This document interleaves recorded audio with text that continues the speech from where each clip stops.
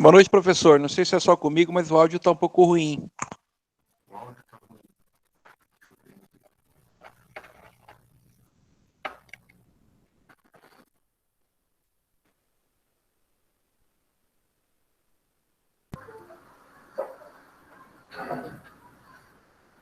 Melhorou? Melhorou, professor, melhorou. Obrigado. Ok. Voltou ao normal, assim, o que era antes, ou melhorou só um pouquinho? Bom, pelas respostas, assim, agora sim, então acho que agora melhorou. Bom, então vamos lá, então, senhores.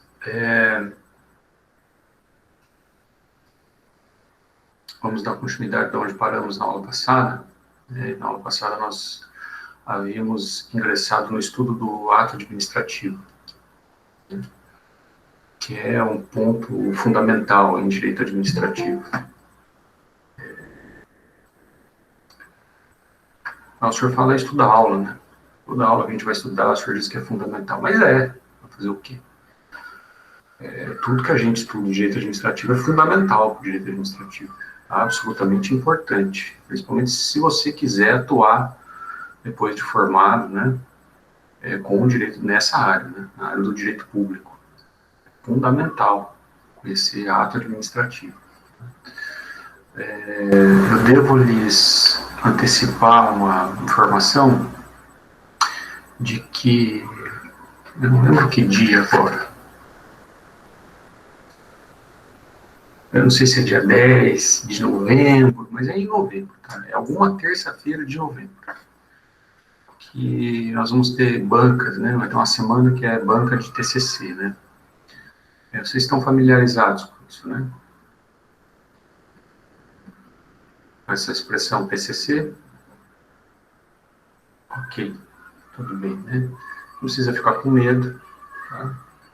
É absolutamente normal, corriqueiro. Vocês também vão passar por isso.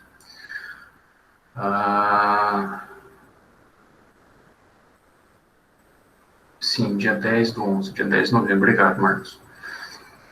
Então, no dia 10, que é o dia que eu dou aula para vocês, né? Eu vou participar de algumas bancas aqui da universidade, né? Então, nesse dia a gente não vai ter aula, tá? Mas embora a gente não tenha aula, eu acho que talvez a gente vai proceder como de costume, né? Se faz. Como é que faz, né? Como agora é online, as bancas elas também acontecem numa sala de aula online, numa live. E caso eu tenha o endereço, né? No momento em que eu tiver o endereço dessa live, eu vou passar para vocês. E eu os convido, né, a participar dessa live, né, para estarem presentes nas defesas, aí, na apresentação, nas apresentações dessas monografias, tá, dos alunos do 10º período. É assim, geralmente, que a gente faz. Eu não sei se a coordenação depois vai passar alguma orientação mais específica, mas costumeiramente é assim que nós procedemos. No dia em que o professor dá aula, a turma dele é convidada a ir até a sala onde acontece a apresentação do TCC, dos TCCs daqueles dias, né? E nesse dia 10, né, nessa terça-feira, vão ter monografias assim, com temas assim, muito bacanas, viu? Temas muito bacanas mesmo, tá? Essas coisas assim, instigantes. O pessoal tem escolhido temas interessantes para estudar, para pesquisar, né? Não fica mais naquele negócio mais batido, assim como era, assim, sabe? Sempre direito penal, presunção da inocência, né? O direito de morrer, sei que lá, exceção do direito da vida, né? Não, os caras agora estão pegando uns pontos bem específicos, e o pessoal está escrevendo muito bem, sabe? O pessoal está escrevendo muito bem. Isso significa que eles estão estudando, né? Estão estudando. Eu dei aula para essa turma aí, no 10º período, uma galera boa, sabe?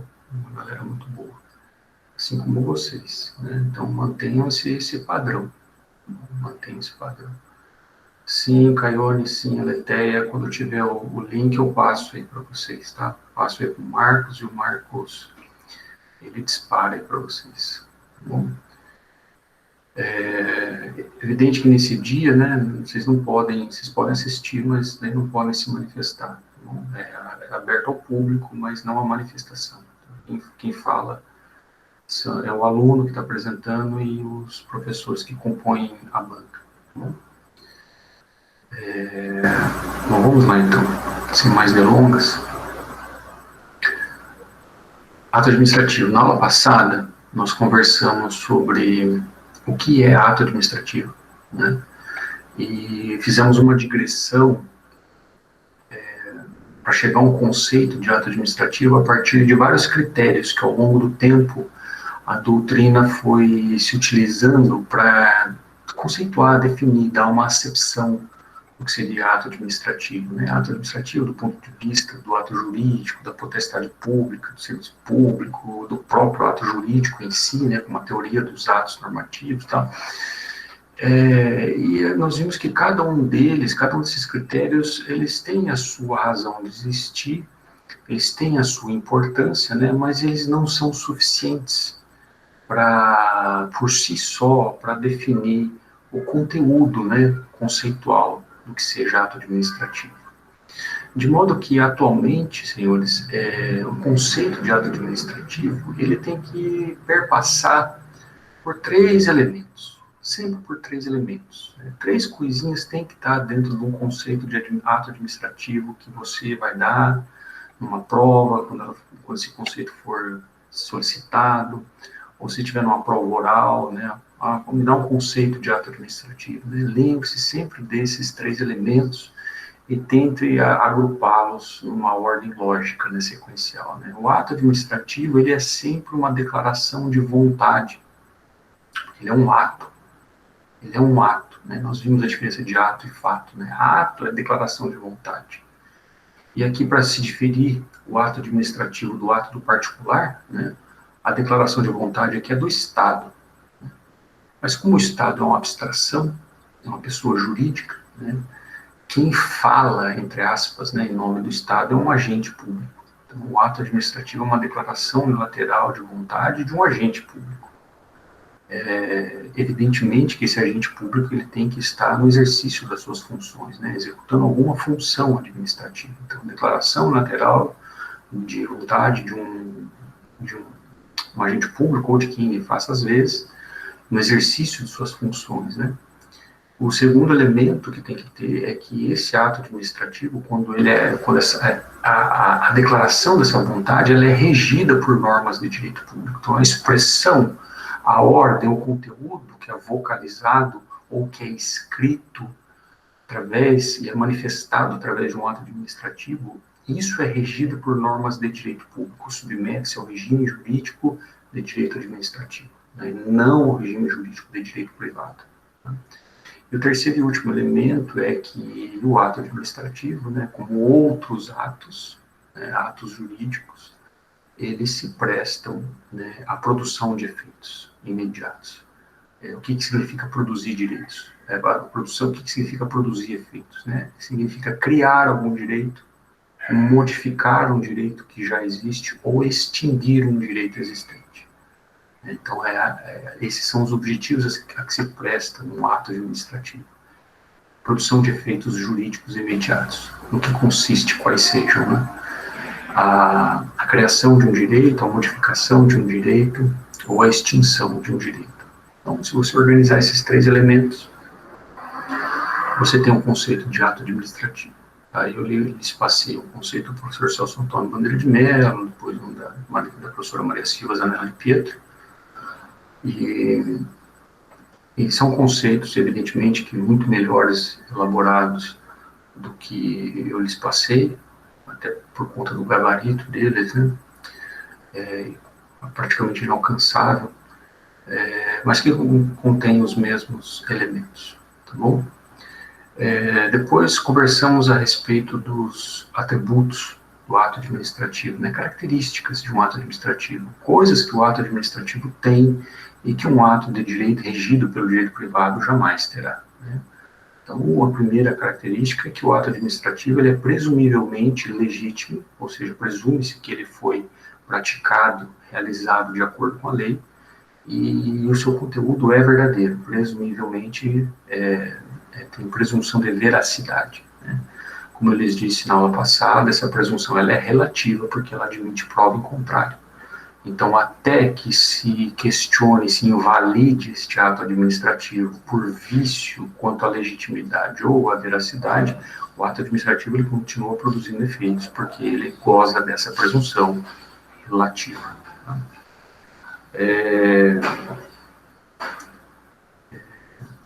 O ato administrativo ele é imperativo, senhores, ele é imperativo, porque uma vez manifestada a vontade unilateral do Estado, ela se direciona a alguém e este alguém se submete, se sujeita ao conteúdo, à finalidade deste ato administrativo.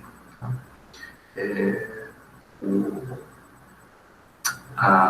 O sujeito ele se obriga, né, ele se sujeita a cumprir a ordem, né, emanada por um agente público.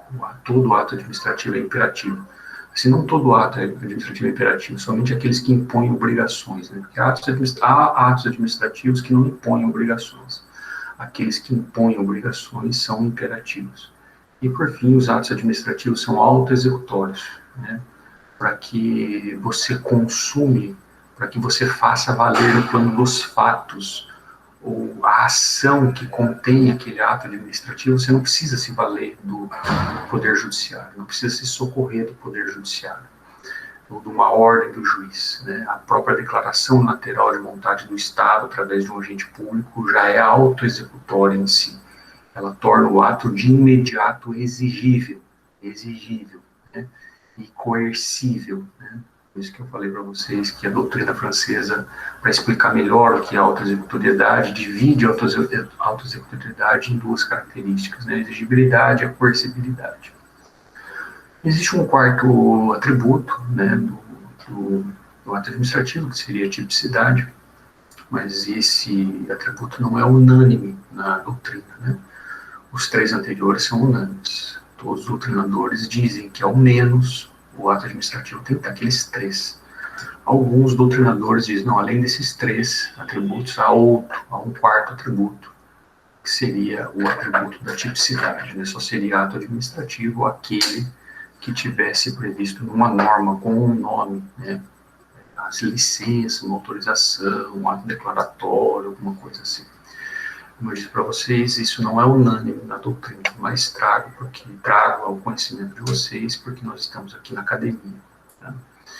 Bom, senhores, paramos aqui na aula passada, né, um breve resumo, e hoje nós vamos ingressar no estudo dos elementos do ato administrativo. Elementos do ato administrativo. Quais são os elementos do ato administrativo? Né? São 5, senhores, e aqui não há dúvidas, tá? São 5.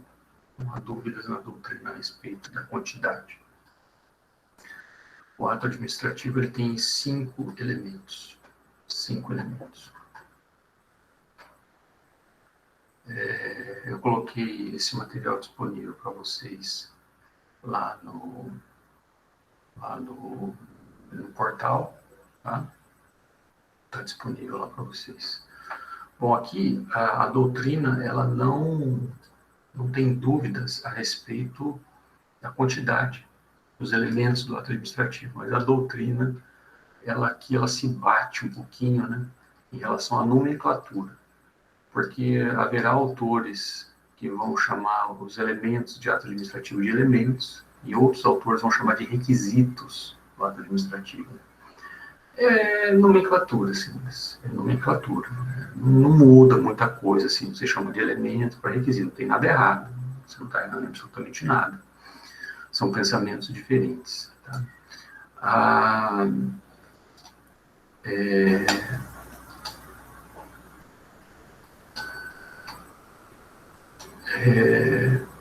Bom, quais são esses elementos, né, os requisitos do ato administrativo? São 5, tá, senhores? São 5. E da onde é que vem esses 5 elementos do ato administrativo, né? Existe uma leizinha de direito administrativo que trata da lei de ação popular. A lei de ação popular é a lei 4717 de 1965. 4717 de 1965. Né? A lei que foi produzida aí sob a égide do regime militar. E essa lei de ação popular, vocês vão estudar ela com um pouquinho mais de atenção, em Direito Administrativo 2, quando estudarem controle judicial da administração pública. Tá?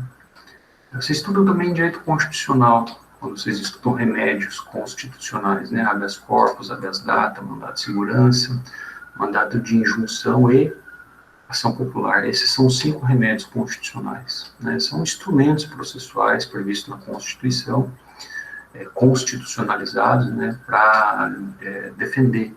São garantias, né, a defesa, a asseguração de direitos fundamentais. Né? E no caso da ação popular, o que se defende é o patrimônio público, né, de algumas condutas ilícitas praticadas por agentes públicos.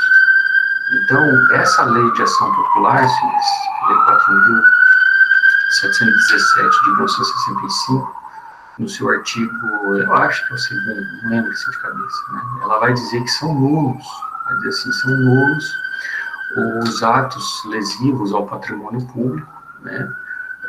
Nos casos de, vai trazer um rolzinho de 5 coisinhas. Então, quando o ato praticado por alguém for lesivo a incompetência, forma, objeto, motivo e finalidade, isso seria um ato passivo de controle, né, de questionamento via ação popular. E a partir desse rol, senhores, que a doutrina diz, ó, esses são os elementos ou os requisitos do ato administrativo. São eles, então, segundo essa lei de ação popular, né, a incompetência. Estou utilizando a nomenclatura da lei mesmo, tá? Lá de 1965, a incompetência, o vício quanto à forma do ato administrativo, o objeto, quando ele é ilegal, contrário à lei, né, o objeto. Terceiro os motivos, quando tem algum problema no motivo do ato administrativo. E, por fim, a finalidade, quando existe um desvio de finalidade do ato administrativo. Então, vejam. Segundo a lei de ação popular, incompetência, objeto, motivo, forma e finalidade. 5 requisitos. Quantos são os atributos do ato administrativo? Né? No mínimo 3. Alguns doutrinadores acrescem um quarto, que é a tipicidade. Quantos são os elementos ou requisitos do ato administrativo? 5. Tá? De acordo com a lei de ação popular. Bom, senhores, e agora a gente vai falar um pouquinho a respeito de cada um desses elementos. Tá? Bom, o ato administrativo, então, quando ele é praticado por um sujeito, né? Ele é praticado por um sujeito que tem que ser competente, né? Ele tem um objeto, ele se destina a uma finalidade, ele tem um motivo para ser praticado, e ele pode ter uma forma pela qual ele se exterioriza. Então, esses são os 5 elementos do ato administrativo. Vamos falar do primeiro deles, que é, segundo a lei de ação popular, é incompetência, ou competência, melhor dizendo. Vamos falar do vício, vamos falar do requisito, competência. Aqui a doutrina também meio que não tem muito consenso, tá, em relação ao nome. Muito embora a lei de ação popular mencione o vício, que é incompetência, os doutrinadores dizem, não, o requisito é a competência. Só que assim, a competência não é algo que existe por si só, sozinho, né? A competência é uma qualidade de alguém. E a competência, aqui, quando a gente estuda direito administrativo, não um processo civil, né? Não um processo. É uma qualidade de um agente público. São as atribuições de um agente público, né? Por isso que uma parte da doutrina prefere, ao invés de mencionar indicar como primeiro requisito do ato administrativo a competência, prefere nominar, chamar de sujeito. Então, o primeiro requisito do ato administrativo seria o sujeito, que deve ser competente. O sujeito que vai praticar o ato administrativo, que vai realizar a declaração unilateral de vontade, ele tem que ser competente. Tá? E é uma nomenclatura que eu particularmente prefiro, que me parece mais lógica dentro do raciocínio. Né? A competência é algo que vem depois do sujeito. Primeiro se existe para depois ser alguma coisa. Né? Então, existe um servidor público, uma pessoa física que ocupa um cargo público e esse cargo público lhe dá atribuições, competências. Você faz isso, isso, isso e aquilo, aquilo outro. Então, e este servidor, no exercício das suas funções, diariamente, cotidianamente, vai praticar uma série de atos administrativos. E esses atos administrativos, eles decorrerão da sua competência, do rol das suas atribuições, porque ele é sujeito competente para praticar determinados atos. Né? Então, veja, dentro da administração pública, né, a gente já estudou isso na organização, a administração pública organiza-se de forma direta ou indireta, desconcentrando competências ou descentralizando, né, titularidades de competências para outras pessoas jurídicas. E nessa medida também, nesses órgãos que são criados, ou entidades que são criadas, elas são povoadas, né, entre aspas, por agentes públicos. Né? E esses agentes públicos, eles ocupam cargos públicos que também, cada qual tem as suas atribuições. E é assim que a gente organiza a administração pública, né? É mais ou menos assim como se fosse uma empresa, assim, né? Pensa na empresa onde você trabalha, eu trabalho, sei lá, no Magazine Luiza. O que o Magazine Luiza faz? Ele faz comércio, né? Intermediação de serviços e bens, é isso que faz, né?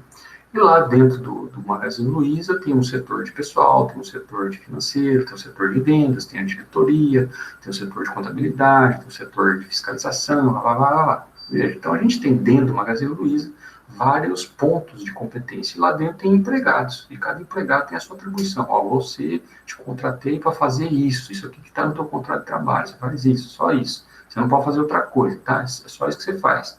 Porque se você fizer outra coisa daquilo que eu te contratei, né, eu vou ter que te pagar por isso. Porque se eu não te pagar, você vai lá na justiça, entra com uma reclamatória, diz que além do que você fazia outra coisa. É desvio de função, né? É algo semelhante assim. Entendeu? Então, existe uma organização dentro de uma empresa. Dentro da administração pública também, assim. Então, eu sou ocupante de um cargo público, prestei concurso para isso. Eu só posso fazer as atribuições do meu cargo, não posso fazer nada mais além do que aquilo. E essas atribuições do meu cargo eu exerço dentro da onde? Do órgão em que eu trabalho, onde eu fui lotado e estou em exercício. Né? Então, assim, é bem encaixadinho, bem quadradinho o negócio, não pode fugir daqui. Né? Então, hoje, por exemplo, eu pratiquei uma série de atos administrativos, criando direitos, modificando direitos, extinguir direitos hoje, né? Tudo aplicando a lei no caso concreto. Então, assim, dei várias declarações unilaterais de vontade num processo digital, que lá no final estava lá, Curitiba, dados, lá, vinha o meu nome e tal, meu cargo, onde eu trabalho, blá. Assim, o sujeito que recebe a comunicação dessa minha declaração de vontade, a primeira coisa que ele tem que olhar para saber se esse ato é válido ou não, é se o nome do cara que está ali escrevendo, ele pode praticar aquele ato. Porque é requisito do ato administrativo que ele seja praticado por um sujeito competente. Se ele não tiver competência, o ato administrativo tem um vício nesse elemento, nesse requisito do sujeito. Ele pode ser anulado. Vocês entenderam isso? Ótimo. Bom, aqui meio que eu já tangenciei, né? Então, as competências, senhores, isso eu acho que eu já falei um pouquinho antes, né? A competência, ela sempre decorre de lei. Tá? As atribuições de um agente público sempre decorrem de lei. Tá? Enquanto numa empresa privada, quem estabelece as funções dos empregados é o empregador, evidentemente que ele se socorre de alguns manuais que existem por aí, né? Por exemplo, o Código Brasileiro de Ocupações, e lá no site do Ministério do Trabalho, né? Nem sei se o Ministério do Trabalho existe mais, ou foi incorporado, não sei. mas tem um Código Brasileiro de Ocupações, né, CBO, e nossa, lá nesse CBO tem um rol, assim, de profissões, né, e ali está a descrição, ó, o que que faz pedreiro, o que que faz vendedor, o que que faz representante comercial, o que que faz isso, vigilante, lá tem. Evidente que o empregador ele vai se valer também desse tipo de coisa para poder se orientar na hora de contratar alguém e dizer, ó, você vai fazer isso, isso e aquilo, aquilo outro, né? O setor público, senhores, é muito semelhante, né? Existe uma lei que cria cargos, né? E essa lei que cria o cargo, dá o nome para o cargo, ela diz, ó, esse cargo só pode fazer isso, isso, isso, aquilo, aquilo outro. E geralmente vem, tá escrito assim, artigo X, são atribuições do cargo X, dois pontos, aí vem um rol de incisos. O que que significa? A pessoa física que ocupar aquele cargo, seja por concurso ou não, ela só vai poder executar aquelas competências, aquelas atribuições. Tá? Então, competência dentro do direito administrativo decorre sempre da lei. É a lei que cria o cargo, a mesma lei que cria o cargo é a lei que estabelece quais são as atribuições. Tá? É evidente que para você tirar, modificar essas atribuições ou retirar a atribuição, você também vai precisar de lei.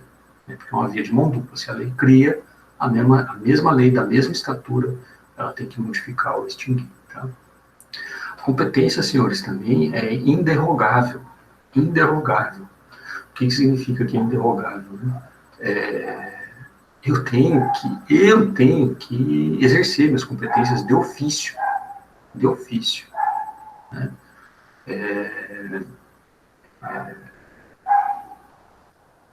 Não tem essa história assim, professor, já que o senhor trabalha lá, será que tem um jeito de você não fazer isso? Não, meu querido, não tem como.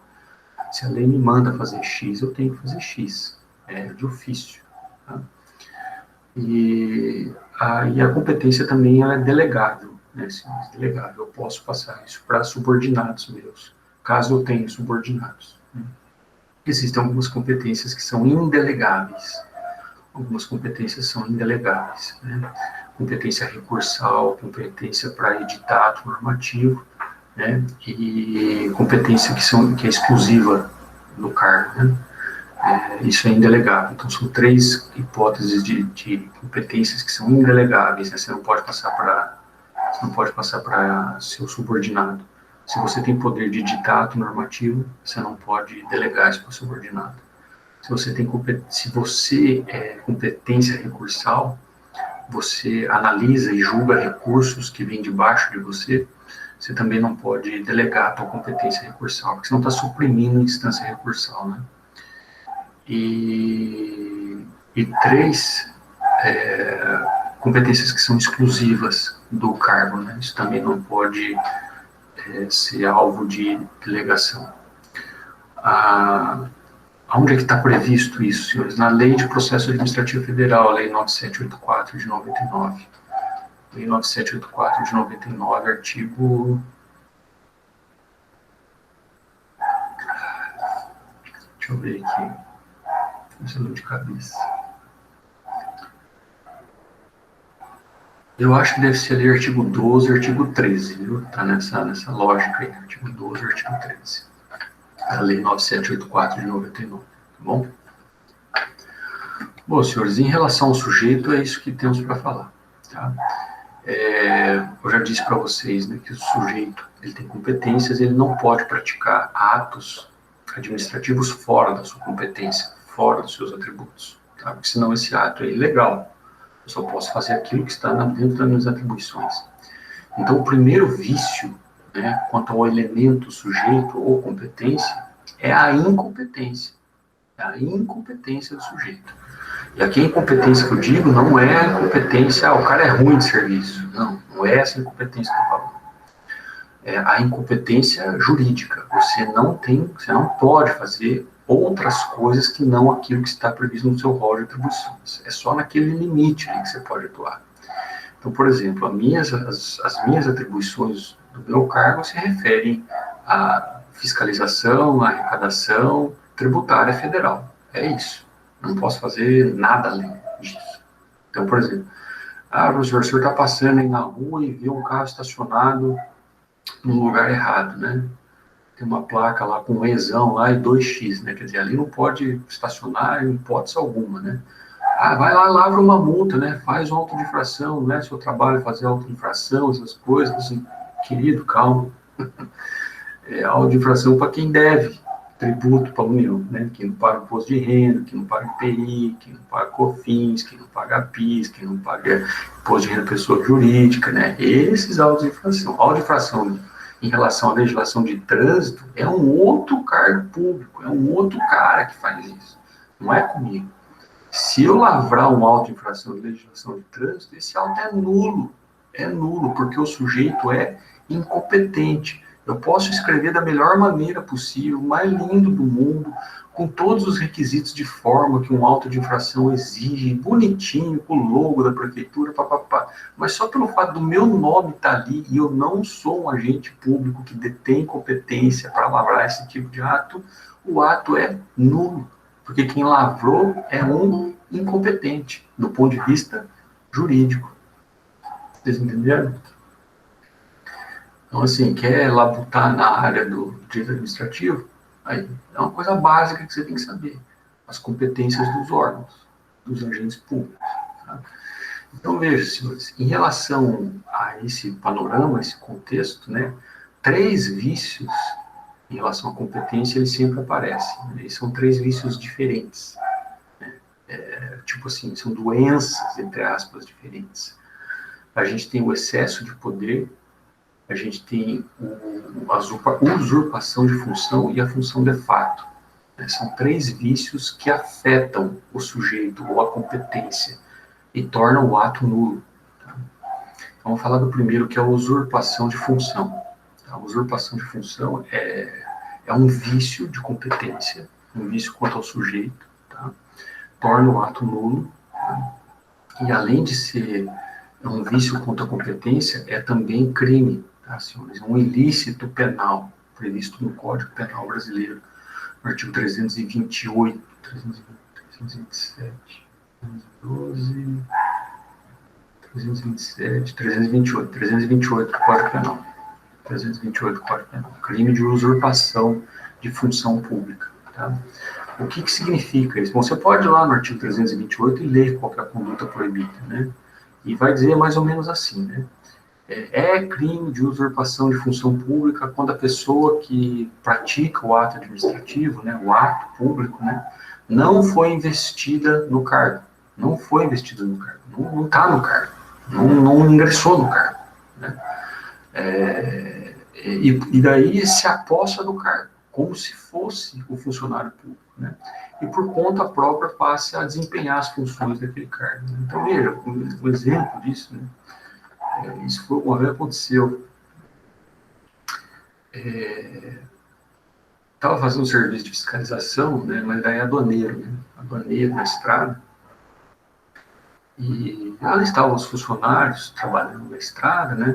Selecionando contribuintes.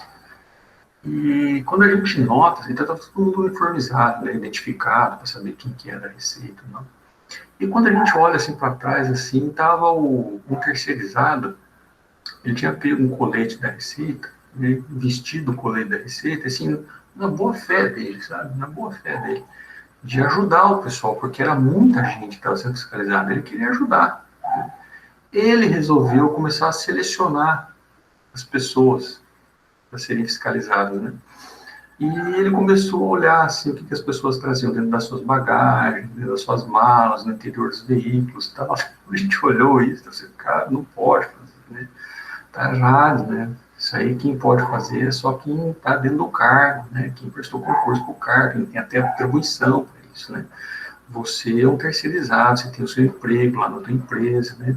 O seu serviço é esse, né? Você está se apossando de atribuições que não são suas e desempenhando, né? Isso é crime que você está fazendo, tá? Então, isso é um vício contra a competência, né? Caso fosse lavrado um auto de infração assinado por essa pessoa, né? É um ato absolutamente nulo, né? Vai ser anulado, e juridicamente é um ato que não existe, tá, senhores? Juridicamente é um ato que não existe. Mas, como eu disse para vocês, né, até que ele seja invalidado, ele produz efeitos. E ele vai ser reconhecido na justiça como um ato inexistente e vai ser declarado como nulo. Tá? O segundo vício é o excesso de poder. excesso de poder. Bom, aqui, veja, você está dentro do cargo público, tá, e você ter atribuições, isso significa que você tem uma parcela do poder estatal a ser executada, nos limites das suas atribuições, tá?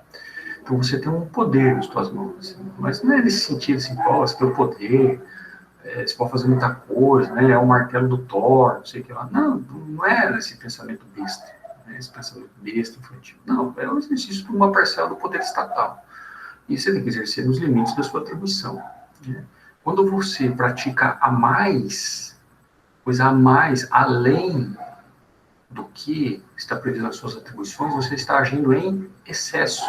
Você se excedeu no poder que o Estado lhe conferiu. É só isso. Excesso de poder. Esse ato que foi praticado fora das atribuições de um agente público que foi regularmente investido no cargo, né, isso é excesso de poder. Tá? E esse ato também vai ser declarado nulo.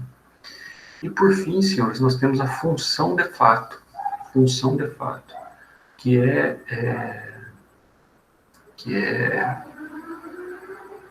também é um vício contra a competência. Aqui, senhores, a pessoa está investida no cargo, mas de forma irregular. Irregular. Ela está dentro do cargo público, mas de forma irregular. Tá? Então, imagina, por exemplo, que uma pessoa presta concurso público, um determinado cargo, e numa dessas fases ela não passa, não é aprovada numa das fases, e dessa negativa, né, ela entra na justiça e o juiz manda continuar o certame, tal, né? Aí ela toma posse, papapá, e essa posse ainda continua sendo discutida no Poder Judiciário. Bom, enquanto mantida a decisão judicial que deixa a pessoa dentro do cargo público, ela pode trabalhar normalmente. A partir do momento que cai essa decisão judicial, ela não pode mais trabalhar, porque daí já ela não tem mais autorização. Tá? Caso ela continue, ela está investida irregularmente no cargo. Está investida irregularmente no cargo e os atos que ela praticar também são passíveis de anulação. Então, 3 são os vícios contra a competência, senhores. 3 são os vícios contra a competência, que afetam o ato administrativo praticado por sujeitos incompetentes. A usurpação de função, o excesso de poder e a função de fato. Tá bom? Os 3 têm diferenças entre si. Tá? Agora vamos falar sobre um outro elemento do ato administrativo, que é o objeto. Né? O objeto do ato administrativo. O que é o objeto do ato administrativo? É o efeito jurídico imediato. Imediato. Aquilo que o ato administrativo, uma vez praticado, ele quer realizar. Né? Que é realmente fazer gerar, criar, modificar ou extinguir um direito. É isso. O objeto de um ato administrativo é a criação de um direito, a modificação de um direito ou a extinção de um direito. Tá? Então, por exemplo,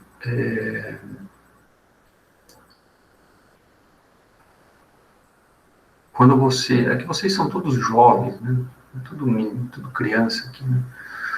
Mas imagina assim que se você estivesse assim, já na minha idade avançada e tal, e já tivesse para pedir aposentadoria, não é meu caso, tá? Ainda tenho mais de 20 anos pela frente. Mas imagina se eu estivesse lá no momento de pedir a tua aposentadoria voluntária, né? Tem tantos anos de idade e contribuiu por tantos anos. Né? Vai lá e pede. Cumpridos os requisitos, você pede isso para quem? Lá no INSS, Autarquia Federal, tá? Administração Pública Indireta Federal, você pede lá. O INSS vai dizer, ó, se você tem ou não direito à aposentadoria. Se você cumprir os requisitos, ele vai te aposentar. Vai ser um ato administrativo, vai ser publicado e você vai ser aposentado. Tá? Ele te concedeu um direito simples. Te concedeu o direito à aposentadoria. Isso é um ato administrativo. Quem é que pode praticar? Só o INSS. Não adianta entrar com pedido de aposentadoria na Receita, porque na Receita ninguém é competente para isso. É só o INSS que é competente para isso. E dentro do INSS você tem 2 cargos. E é só um desses cargos que eu acho que pode falar a respeito de aposentadoria, concessão ou não de aposentadoria. Tá? E daí, quando o sujeito competente dentro do INSS for dar a decisão a respeito da concessão ou não da aposentadoria, e caso ele conceda, né, qual que é o objeto do ato administrativo praticado por ele? Né? É a criação de um direito. Ele está te aposentando. Entendeu? É a criação do direito. Tá? Caso, por exemplo, você seja aposentado e alguém vai lá denunciar, ó, esse cara aqui é muito novo para ser aposentado, ele forjou os contratos de trabalho dele, as contribuições para o INSS, tá, tudo é falso que ele apresentou. Daí o INSS analisa aquilo, mas, pô, verdade, né? Não olhei direito e tal, vamos caçar a aposentadoria da criatura. Quando esse sujeito competente, né, o funcionário público vai lá caçar a aposentadoria, é mais um ato administrativo. E aqui ele está extinguindo um direito. Está extinguindo um direito. Esse é o objeto do ato administrativo. O que é o objeto administrativo? É aquilo que ele visa criar, modificar ou extinguir. Bom, evidentemente que, assim como no direito privado, né, lá no direito privado, o objeto ele tem que ser lícito, possível e tem que obedecer à forma, né? Aqui no direito administrativo também. O objeto também tem que ser lícito, tem que ser de acordo com a lei, ele tem que ser possível, juridicamente possível, né? Ele tem que ser certo, determinado, tá? As mesmas coisas. Bom, vícios quanto ao objeto, né? Quanto ao objeto. Se você pode praticar um ato administrativo cujo objeto seja ilegal, né? Ilegal, por exemplo, vocês vão ver isso no direito administrativo mais para frente.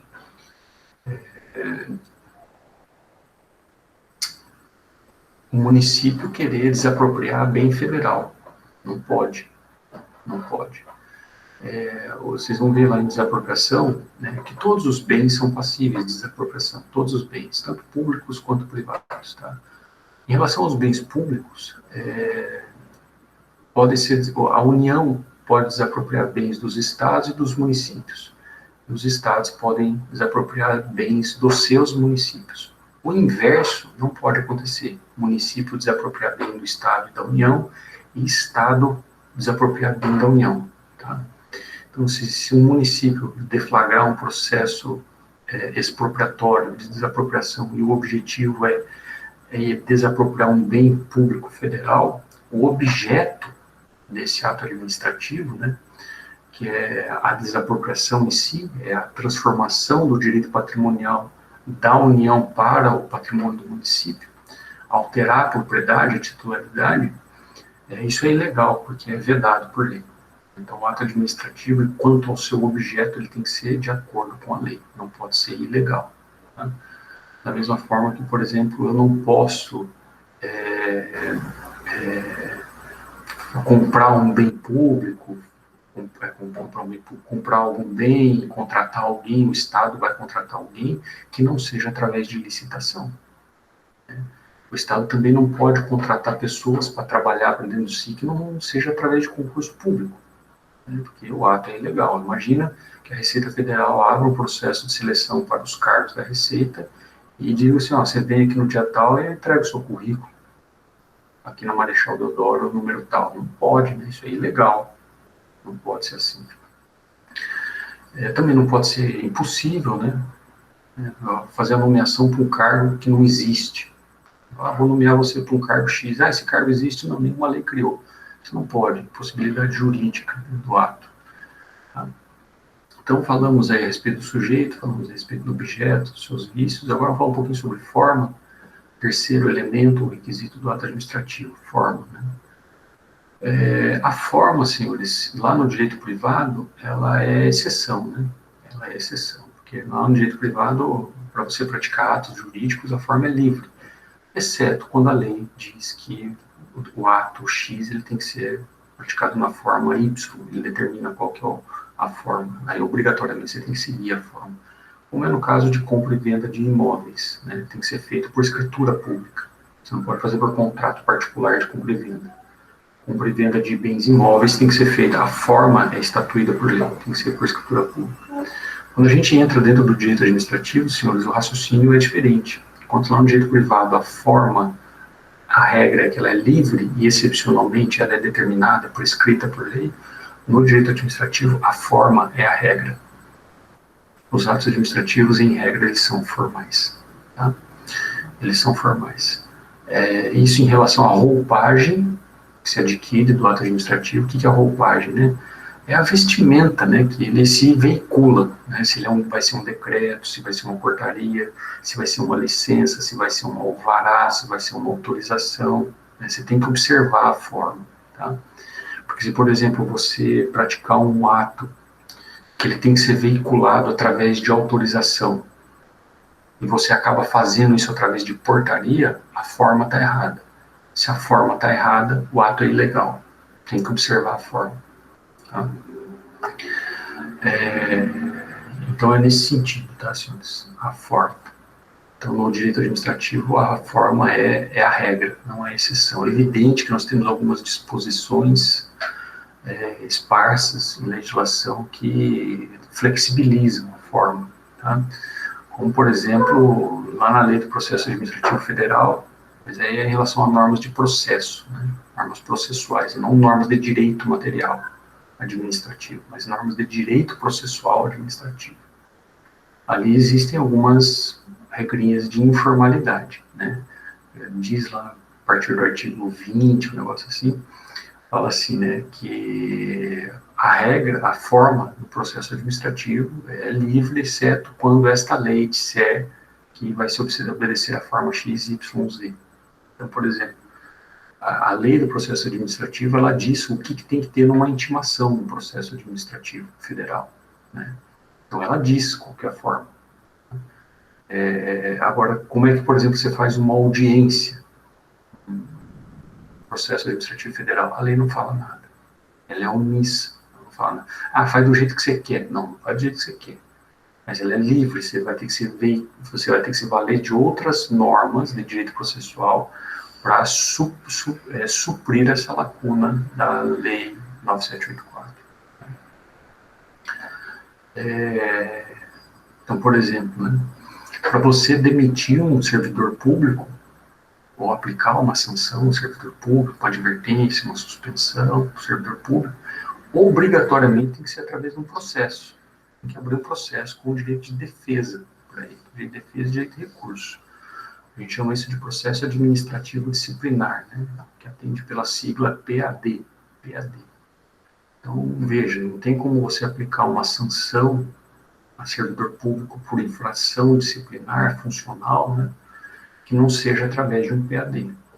É diferente, por exemplo, na iniciativa privada, né? Você chega muito atrasado, né, essas coisas, tal, o teu chefe te chama lá e fala assim, você está sendo divertido porque você chega muito tempo atrasado, né? Então, assim, na próxima vez, já sabe, né, posso pular de uma advertência para uma suspensão de 30 dias ou até mesmo te mandar embora, né? Te mandar embora. No serviço público é diferente. Para você aplicar a sanção de advertência no servidor, você tem que abrir o processo. Tem que estar de defesa, por exemplo. Tá? Senão não vai. Se você aplicar advertência sem processo, a disciplina, sem processo, senhores, essa advertência não vale nada, porque você não observou a forma prescrita em lei. Não observou a forma prescrita em lei. Então, o vício quanto à forma, né, ele decorre que o ato administrativo é nulo, passível de anulação. Finalidade, né? O próximo elemento do ato administrativo, finalidade, ou fim do ato administrativo. Professor? Oi, alguém falou alguma coisa? Oi, é a Caione, desculpa interromper. Sem problema. Essa questão aí de abrir um processo no judiciário, não administrativo? Caione, é processo administrativo, tá? Tá, entendi. O servidor público, quando ele pratica a infração funcional, infração disciplinar, né, a administração tem a obrigação de apurar o que aconteceu. E caso tenha provas de que a infração realmente aconteceu, né, esse servidor, depois de ser ouvido, né, de defesa, ampla defesa, contraditório, a administração pode aplicar uma sanção ao servidor, né, de acordo proporcional à gravidade do fato, né. Essa sanção pode ser uma advertência, uma suspensão, uma demissão, uma cassação de aposentadoria, né. Tudo isso ocorre dentro de um processo, obrigatoriamente. Esse processo é um processo administrativo, ele não ocorre na justiça. Um processo administrativo, ele corre aonde? Na corregedoria, tá? Na corregedoria, a gente chama isso de órgãos de correição, tá? Toda administração pública tem o seu órgão de correição, né? Um órgão que apura investiga e aplica sanção aos servidores públicos faltosos, que não observam os deveres do serviço público. Tá? Então, é um processo administrativo. Tá? Há casos em que a infração disciplinar, ela também pode ser, ao mesmo tempo, crime. Né? Então, para apurar o crime, aí não é a administração pública que tem competência para isso. Quem tem competência para apurar crime, aí é o Poder Judiciário, a Polícia Judiciária, o Ministério Público. Aí é aberto um processo judicial. Aí a sanção a ser aplicada é inclusive outra, né? É uma sanção penal, não é uma sanção disciplinar. É uma sanção penal, pode ser uma pena privativa de liberdade, uma sanção de multa, ou uma restritiva de direitos. Mas quem aplica daí é só um juiz através de um processo crime, um processo penal. Você entendeu? Entendi sim, professor. Obrigada. Por nada. Então agora vamos passar para o quarto elemento do ato administrativo, que é a finalidade ou fim. Enquanto o objeto, senhores, ele se referia ao efeito imediato que o ato se presta, ou seja, criar um direito, modificar um direito ou extinguir o direito da aposentadoria, a finalidade do ato é o efeito mediato do ato. É o efeito mediato do ato. Em melhores palavras, é o resultado que a administração pública quer alcançar. É aquilo que ela quer alcançar.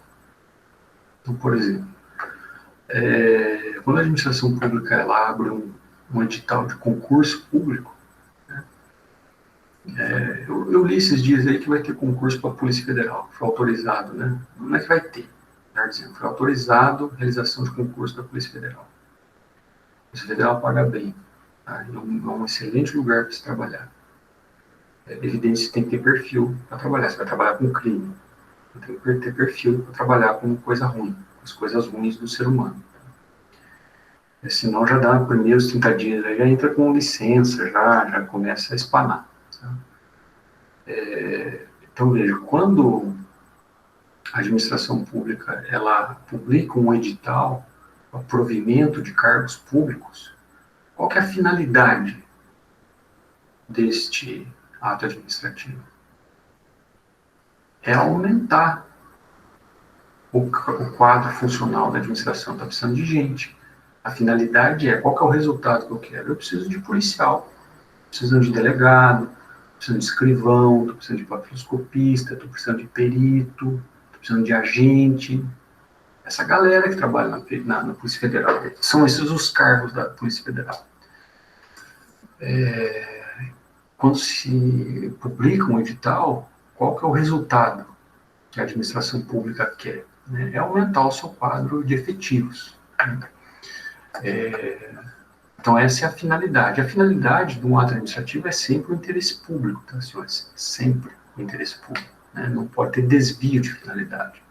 O ato administrativo que é praticado para alcançar uma finalidade que não seja o interesse público, ele tem um desvio de finalidade. O desvio de finalidade é o vício do elemento finalidade. O ato administrativo vai ser ilegal também. O vício quanto à finalidade, né, chama-se desvio de finalidade. Desvio de finalidade. E por fim, senhores, o último elemento aí do ato administrativo é o motivo. Motivo. O que é motivo, senhores? Do ponto de vista do direito.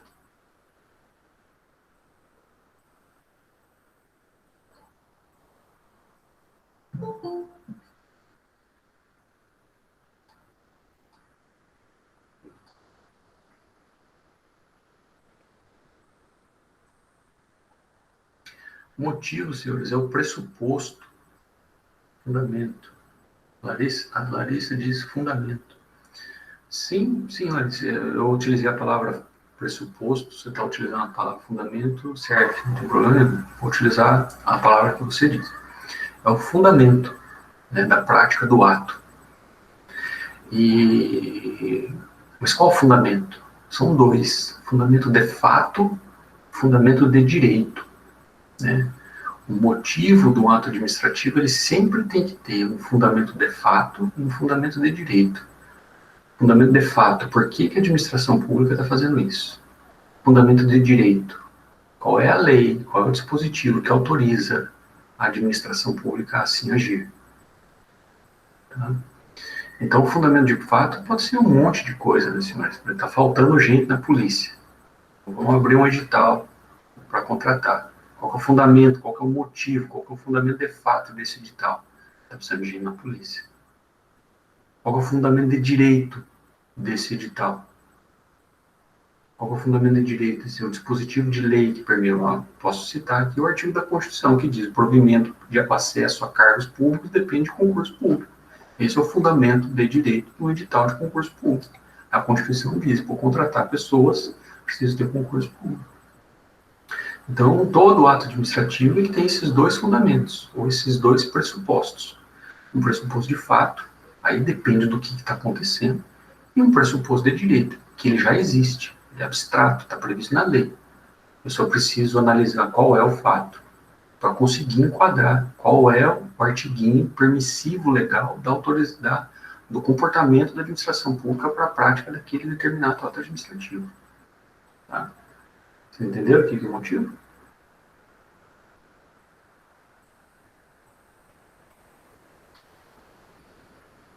Veja, vou dar um exemplo para vocês. Quem é que aqui faz declaração de imposto de renda? É que só tem uma aparecendo aqui na tela para mim, sabe? Só tem uma aparecendo na tela. Bom, se alguém de vocês aí declara imposto de renda, o que você está declarando? Né? Qual é a finalidade da declaração de imposto de renda pessoa física? Você vai declarar lá em 2000 e... Que ano nós estamos falando? 2020, né? Você vai declarar lá em 2021 para a União o quanto que você ganhou esse ano, além de outras coisinhas, tá? Você vai declarar para a União o ano que vem o quanto que você ganhou.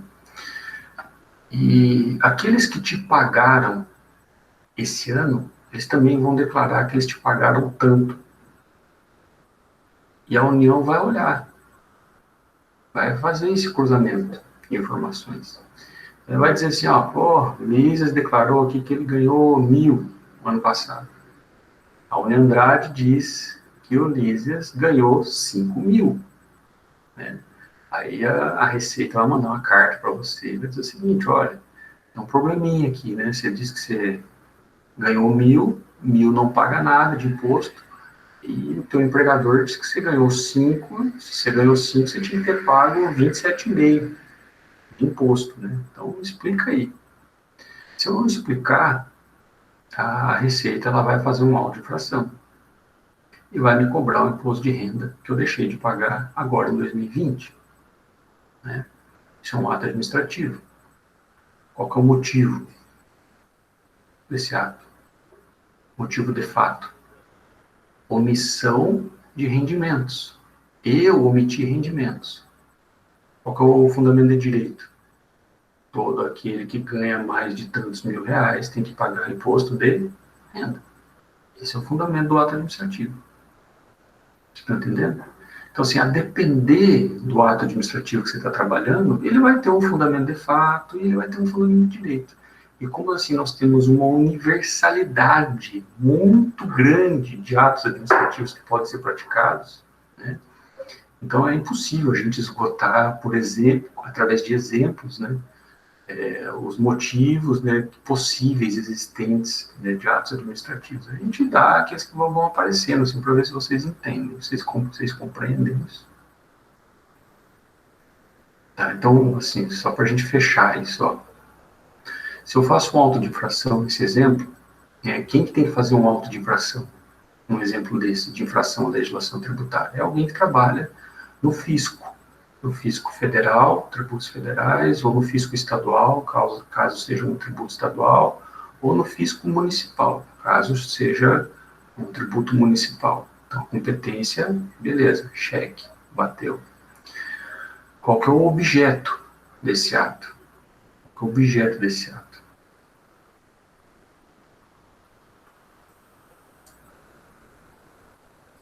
Ele está ali criando uma obrigação, né? Uma obrigação de pagar imposto. Está criando uma obrigação. Ótimo. Qual é a forma desse ato? É um auto de infração, escrito. Qual é o jeitão que ele vem vestido? Auto de infração. Qual é a finalidade desse ato? Qual é o resultado? A arrecadação. A arrecadação. Qual é o motivo dele? Se omitiu rendimentos, com base você tem que pagar imposto. Um auto de infração, eu acabei de mostrar para vocês. Quais são os 5 elementos de um ato de 5 elementos de um ato administrativo denominado auto de infração, a legislação tributária. Vocês entenderam? Isso você pode fazer, desmembrar para qualquer ato administrativo, senhores. Tá bom? É uma boa questão de prova. Vou pensar a respeito disso.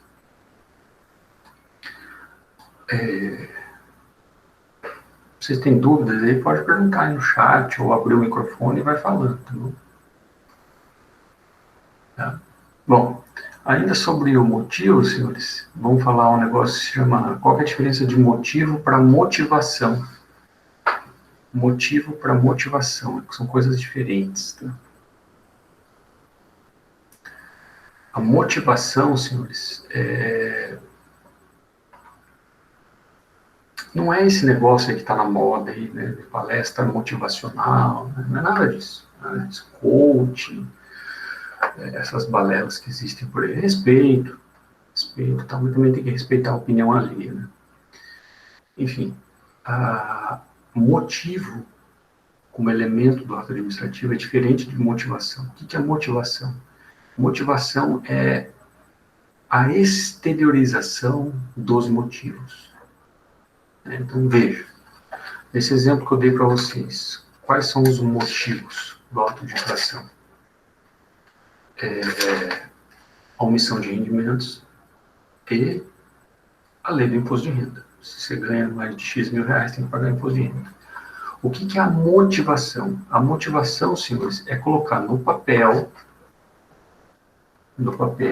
escrever no papel qual é o fundamento de direito e qual é o fundamento de fato. Veja, o ato administrativo auto de infração, ele em si tem os seus motivos.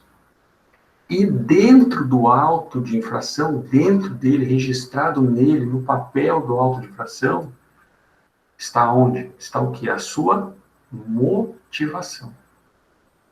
Vocês entenderam? Okay. Motivação é isso, é colocar no papel, é declinar, é exteriorizar quais são os motivos do ato administrativo. Por fim, aqui, senhores, a gente costuma falar disso aqui, porque às vezes cobra isso, né? Motivação aliunde. Vou escrever aqui no chat para vocês. Motivação aliunde ou per relatione. É no chat para vocês. Motivação aliunde ou per relatione. Tá? O que significa isso? É motivação. Você está colocando no papel, no processo administrativo, quais são os motivos de fato e de direito daquele ato administrativo que está sendo praticado. Todo ato administrativo tem que ter motivo? Sim. Sim. Todo ato administrativo tem que ter motivo. Mas o que significa essa motivação aliunde ou motivação per relatione? Quando você está praticando o ato administrativo, você está lá escrevendo o teu ato administrativo, tal, digitando ele, e você tem assim umas folhas. Deixa eu pegar aqui um outro negócio que parece processo. Isso aqui parece processo, mas não é processo, tá bom? Imagina que isso aqui é um processo administrativo, tá? Tem várias folhas, ele começa aqui, daí tem um monte de parecer, tal. Imagina que seja um processo administrativo disciplinar. Aí chegou aqui nessa folha aqui, eu estou escrevendo o parecer para aplicar a sanção no servidor. Bom, como isso é um ato administrativo, eu preciso dizer qual que é o motivo de fato e o motivo de direito para aplicar a sanção no servidor. Só que assim, pô, tem um cara que escreveu aqui nas páginas aqui atrás, fez um parecer, já dizendo quais são os motivos, e eu concordo com aqueles motivos lá. Eu não quero escrever aqui de novo, aqui na frente, os motivos. Posso eu fazer remissão, ó, de acordo com o parecer de folhas tais, que aprovo e adoto, recomendo a aplicação da sanção de tal ao servidor fulano de tal? Posso fazer isso? Vocês entenderam? Ao invés de eu escrever no meu ato administrativo, no papel ali que eu estou fazendo, quais são os motivos do ato, fazer a minha motivação, ao invés de eu fazer isso, eu pego os motivos que foram indicados num outro documento que está nesse mesmo processo, só que lá atrás já foi produzido. Eu vou trazer esses motivos para dentro do meu parecer. Só que eu não vou transcrever tudo, eu só vou fazer uma remissão, ó, de acordo com o parecer de folhas tais, que adoto e uso como motivação, concluo pela aplicação da sanção de demissão ao servidor, não sei o que lá, não sei o que lá. Ponto. Posso fazer isso? Posso, mas eu estou motivando. E essa motivação chama aliunde. O que é motivação aliunde? Aliunde, em outro lugar. Português isso, tá? Aliunde significa em outro lugar do processo. Aquela motivação que está num outro lugar do processo, eu estou trazendo para cá. Não precisa escrever ela inteira. Só faço uma remissão ao número de páginas. Ela também tem esse nomezinho, per relatione. Também atende por nome per relatione. Perfeitamente possível. Tá? Perfeitamente possível. É admitido, inclusive, na Lei 9784, que é a Lei do Processo Administrativo Federal. Tá bom, senhores? Quais são os vícios em relação ao motivo? Quais são os vícios em relação ao motivo? Bom, motivo inexistente e motivo falso. Se você coloca no teu ato administrativo um motivo que não existe, ou coloca um motivo que é falso, existe um vício. Né? E se há um vício com um motivo, esse ato vai ser nulo. Ok? Vocês entenderam? Ok. Bom, vou falar um negócio aqui para vocês, que assim, para vocês,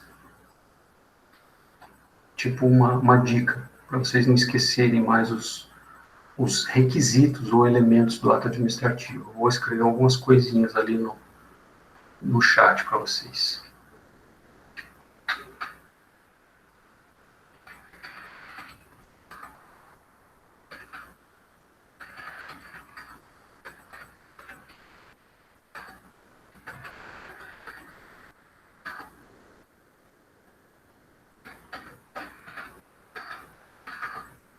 Viram o que eu escrevi ali?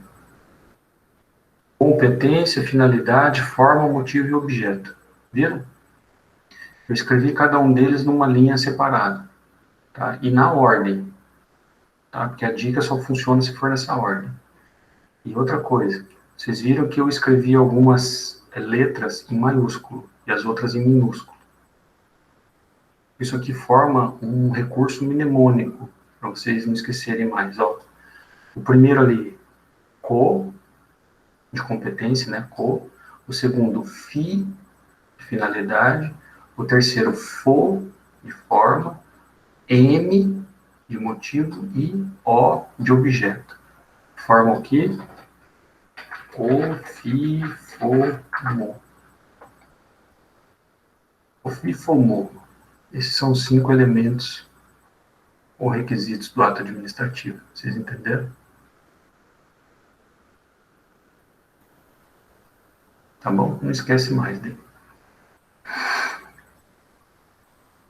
Bom, crianças, para a gente ir mais para o final da nossa aula, agora vamos falar sobre vinculação e discricionariedade. Vinculação e discricionariedade. Bom, isso aqui é um tema, senhores, árduo no direito administrativo. Árduo.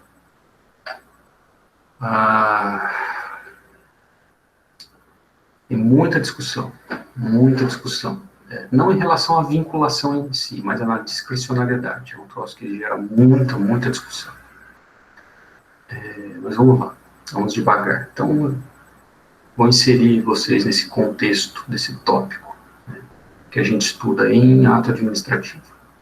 Porque existem atos administrativos que são discricionários e existem atos administrativos que são vinculados. Eu vou explicar para vocês o que é um ato administrativo vinculado, o que é um ato administrativo discricionário. São formas da administração pública atuar. Às vezes a administração pública atua de forma vinculada ao que está prescrito pela lei, e daí ela não tem margem de liberdade de atuação nenhuma, porque a lei diz exatamente tudo o que a administração pública tem que fazer. Ela diz quem que é o sujeito que tem que fazer, qual que é a finalidade, qual que é a forma, qual que é o objeto, e diz quais são os motivos. Tá? E existem outros momentos em que a lei diz o que a administração tem que fazer, mas não diz exatamente tudo. Ela dá uma margem para a administração pública atuar, uma margem de liberdade. Então, em alguns pontos, a administração pública pode decidir o que ela vai fazer. Né? E daí a gente fala numa atuação discricionária da administração pública. Então, veja, o desempenho das suas funções, na administração pública, ela dispõe de poderes, né, que lhe dão uma posição de supremacia perante o particular, né, para que ela possa alcançar os seus fins. Isso a gente estudou lá no início, né, e esses poderes, evidente, né, pode fazer muita coisa, né, mas não pode fazer tudo, porque junto com esses poderes vêm as suas limitações, né, a fim de impedir arbitrariedades, abusos, ilicitudes, ilegalidades, etc. e tal. Então, isso quer dizer o quê? Né? Que o gestor público, o administrador público, o funcionário público, o servidor público, né, ele tem a sua atuação regrada, pautada pelo regime jurídico, pelo sistema jurídico. Né? Eu só posso fazer aquilo que está na lei. Não posso fazer nada diferente do que está na lei. Porque se eu fizer diferente da lei, fizer mais do que está previsto na lei, essa ação é ilegal. Então, a mesma lei que me confere poderes é a mesma lei que me limita a atuação. Eu te dou poder, mas o teu poder só pode ser usado aqui, nesse contexto. Tá? Mas, no entanto, entretanto, todavia, esse sistema jurídico, né, que cria, que confere esses poderes, essas limitações, por vezes, ele atinge, né, vários aspectos da atuação da administração. Né? E quando ele atinge vários aspectos da atuação do agente público e que não deixa nenhuma margem de atuação, de liberdade para o servidor público, nós estamos diante de uma atuação administrativa vinculada, onde não há nenhuma margem. Por isso que diante de um poder vinculado, né, o particular ele tem o direito de exigir da administração a fiel execução da lei, aquilo que a lei diz que era para o servidor público fazer. Agora, existem casos em que o regramento, a lei, a norma, né, ela dá uma atuação, uma liberdade maior para o agente público atuar. Né? E de modo que o agente público, ele pode, em um determinado caso, em que a lei permite, deixar isso muito bem claro, a lei permite, né, ele não faz isso da cabeça dele, é a lei que permite. A lei dá ao servidor público algumas opções, alguns caminhos que ele pode trilhar. E qual é o caminho que ele vai trilhar? Qual o critério que ele vai nortear ele na escolha do caminho? É o interesse público, não é o interesse dele, é o interesse público. Destes caminhos que se apresentam diante de mim, qual é o melhor para alcançar o interesse público, para satisfazer o interesse público? É esse. Então eu vou dar minha motivação e vou praticar. Então quando o agente público se depara com essas situações em que a lei lhe dá esse respaldo de liberdade de atuação, essa atuação desse agente público será discricionária. Tá? Então o que significa uma atuação administrativa vinculada? Significa que quando a lei ela aponta para o administrador público, olha, você só tem esse caminho a seguir, não tem outro. É só esse caminho a seguir. Né? Você está vinculado, você está limitado, restrito a esse único caminho que a lei está te dizendo. Né? Então, por exemplo,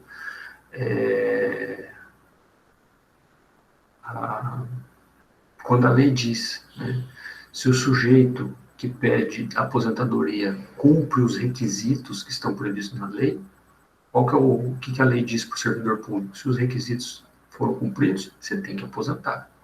Não tem outro caminho. Você tem que aposentar. É diferente, por exemplo, do servidor no processo administrativo disciplinar, em que a administração pública está investigando uma conduta irregular do servidor. Quando ela é constatada com provas, né, a administração pública vai aplicar uma sanção, ela tem que aplicar uma sanção no servidor.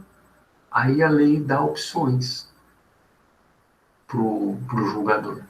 Olha, para aquele servidor que comete infração disciplinar, eu tenho quais opções? Advertência, eu tenho o caminho da suspensão, tenho o caminho da demissão, tenho o caminho da cassação da aposentadoria, tenho o caminho da destituição do cargo em comissão. Eu tenho cinco opções. A escolha da sanção é um ato discricionário. A lei dá essa margem de atuação para o servidor. Vocês estão entendendo? Ótimo. Muito bem. E por que é necessário que exista a discricionariedade? Professor, mas espera lá, professor.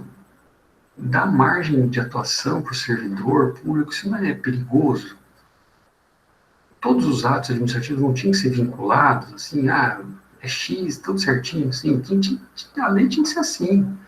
Ela tinha que prever quais são as hipóteses de atuação do servidor, e é só aquilo, não pode fazer nada diferente, né? Porque senão vai ter abuso, né? O cara vai fazer o que ele quer, né? Por que razão existe a permissão da atuação discricionária por parte da administração pública?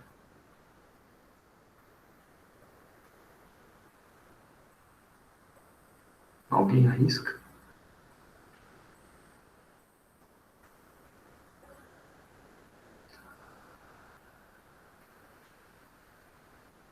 Pode abrir o microfone aí, quem tiver acordado. A lei não pode prever todas as situações. Larissa mandou bem, Larissa. Esse é um dos fundamentos. Tem outro.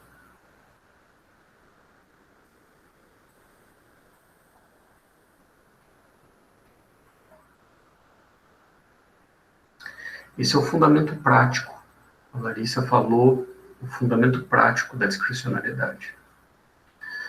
Se nós fôssemos exigir que toda ação da administração pública fosse previamente prevista, pautada, fixada em lei, isso seria faticamente impossível, porque não há como prever todas as hipóteses de ação da administração pública. Não existe.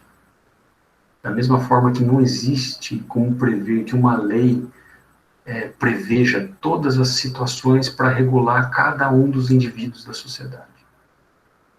O direito ele sempre está correndo atrás da evolução da sociedade, e não o contrário. A sociedade evolui, o direito corre atrás para regular. É a mesma coisa no campo do direito administrativo. É impossível você prever previamente todas as hipóteses de atuação da administração pública. Então, não tem como todas as atuações, os agires na administração pública serem vinculados. Não tem como. Do ponto de vista prático, não tem como. Existe um fundamento jurídico também que sustenta, que autoriza a discricionariedade administrativa. E ele se dá, ele é aurido, né, ele é extraído do raciocínio da construção da pirâmide kelseniana. Né? Já ouviu falar de Kelsen? Hans Kelsen? Não é o novo técnico do Palmeiras. Hans Kelsen. Hans Kelsen é um alemão, escreveu algumas obras e ficou muito famoso, principalmente no campo do direito. Né? Ele é famoso no campo da filosofia, né? Filosofia jurídica, no direito também ele é muito famoso, porque é dele aquela regra da estruturação das normas jurídicas, em que as normas jurídicas elas se organizam numa pirâmide em que, à medida em que você sobe ao ápice, em direção ao ápice desta pirâmide, as normas jurídicas são organizadas de tal forma que uma vai servindo de fundamento de validade para a outra. de modo que quando a gente alcançar o ápice dessa pirâmide, lá haverá apenas uma norma, e ela serve de fundamento de validade para todas as demais normas do sistema jurídico. Essa norma jurídica que está no topo da pirâmide das normas jurídicas é a Constituição. Ela é o fundamento de validade de todas as normas jurídicas, né? E como Constituição, ela não pode esgotar todos os assuntos, ela só traz as premissas fundamentais do Estado e do exercício do poder estatal, da proteção dos direitos e liberdades fundamentais. Caberá à lei ordinária, lei produzida pelo Congresso Nacional, esmiuçar alguma coisa da Constituição. E a lei, por si só, também não terá como esgotar o tratamento jurídico a todos esses temas. Daí, abaixo dela, teremos o quê? Os decretos, as portarias, as instruções normativas, os atos declaratórios, pareceres, etc. e tal. Então, esse é o ponto de vista jurídico, né? A discricionariedade administrativa, ela vai sendo juridicamente consumada à medida em que essas normas jurídicas vão complementando as que se encontram do ponto de vista superior hierárquico, do ponto de vista jurídico superior hierárquico. Esse é o fundamento jurídico da discricionariedade administrativa. Tá ok, senhor? Bom, em relação aos elementos ou requisitos do ato administrativo, quais são eles mesmo?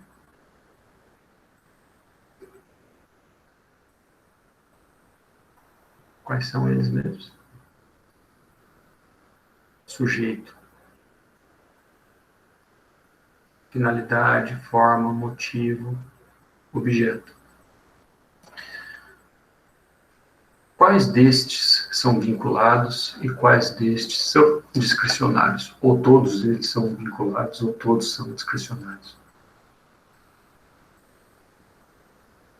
Vamos lá. Sujeito ou competência. Vocês acham que esse elemento do ato administrativo ele é vinculado ou ele é discricionário?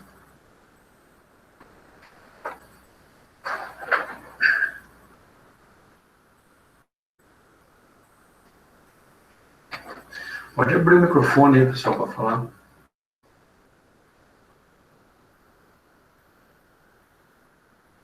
Para aqueles que estiverem aí, né?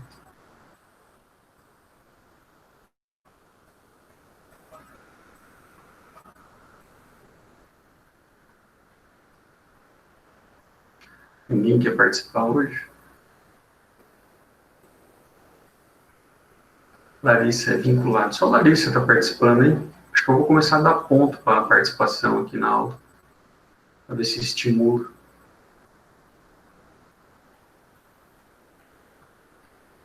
Vamos lá, senhores. Em relação ao sujeito, você acha que isso é vinculado ou é discricionário? Você acha que tem margem de atuação para a administração pública? Quem é que vai lançar o imposto de renda? Ah, vamos ver quem é que vai. Vamos ver. Põe aí o cara que trabalha no IBAMA, o cara que trabalha no DETRAN, o cara que trabalha na Receita. Ah, qual desses aí? A gente escolhe, é assim que funciona quanto ao sujeito? Tem margem? Sujeito é vinculado, senhores. As atribuições são dadas por lei, você só pode fazer aquilo que está nas suas atribuições. O elemento sujeito, ele é vinculado. É vinculado. Ele não é discricionário, ele é vinculado. Tá? Vamos lá, próximo. Finalidade. Finalidade.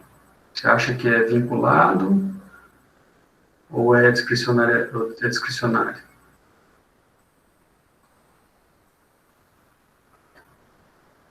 Finalidade. A finalidade sempre é pública, senhores. É sempre pública. Não tem outra finalidade que não seja pública. Então, é vinculado. É vinculado. É sempre vinculado. Próximo, forma. Próximo elemento, forma.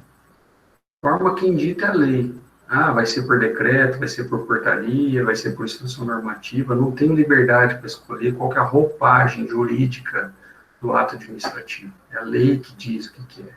Então, a forma também é sempre vinculada. Objeto.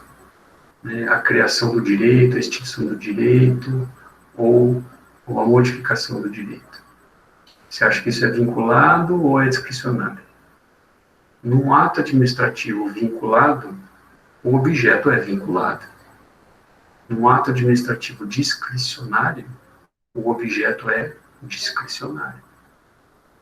E a mesma coisa se dá em relação ao motivo. Num ato administrativo que seja vinculado, os motivos são vinculados. Num ato administrativo discricionário, os motivos são discricionários. Onde eu quero chegar em resumo. Num ato administrativo que é vinculado, senhores, todos os seus requisitos, todos, os 5, são vinculados. Quando nós estamos diante de um ato administrativo discricionário, apenas o objeto e o motivo é que são discricionários. Os outros 3 são vinculados. Tá?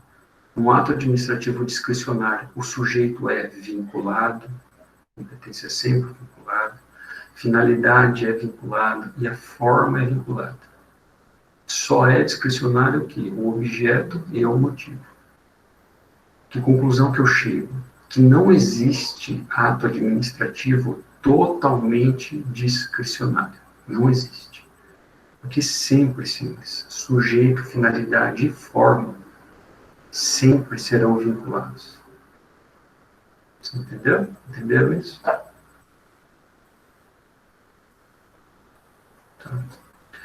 O Marcos diz aqui, né? Sujeito e forma discricionário.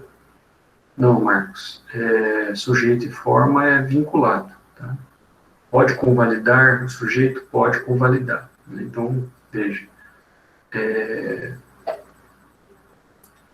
Se for possível de convalidação. Né? Então, por exemplo, existem atos que não podem ser convalidados, tá, Marcos? Independentemente do vício do ato, tem atos que não podem ser convalidados. A convalidação, ela existe. O que é a convalidação? É você sanear o ato que tem algum vício, né, e praticá-lo novamente, e daí o ato está saneado. Tá? Ele deixa de existir aquele vício, ele está rígido. Né? Mas não são todos os vícios que permitem a convalidação. Tá? Geralmente é vício de forma, é vício de competência, né, que admite convalidação. Então, os demais não admitem. Ok? Bom, agora vamos entrar num tema aqui, que é o seguinte.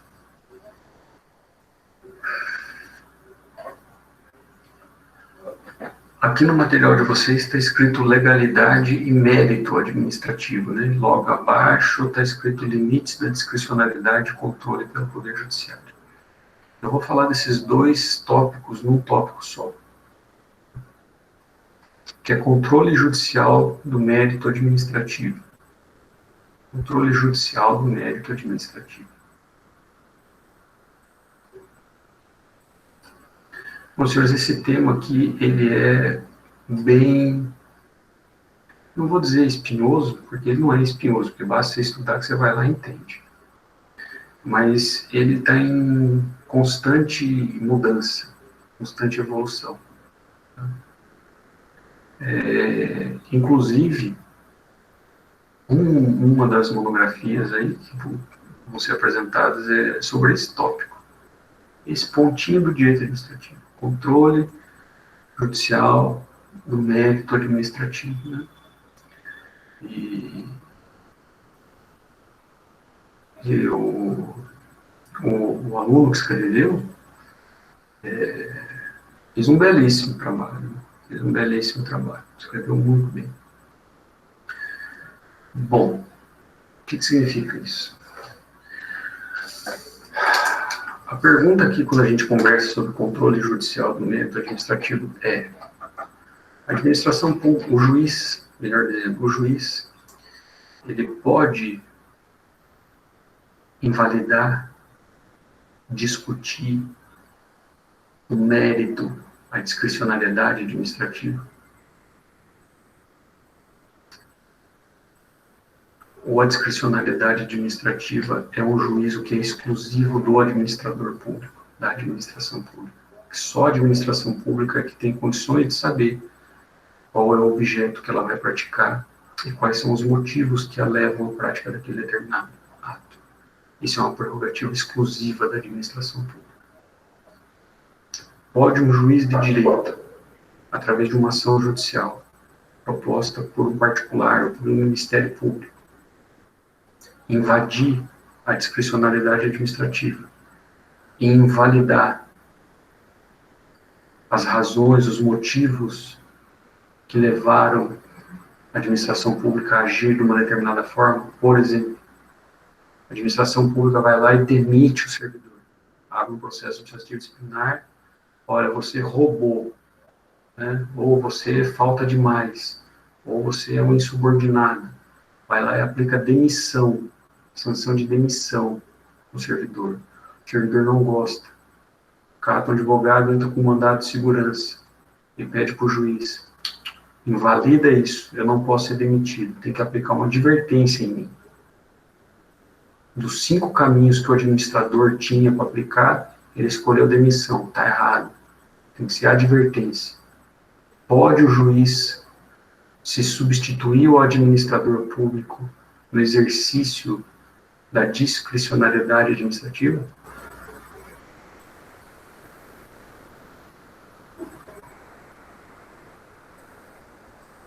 Sim, não sei. Pode usar o chat, pode abrir o microfone.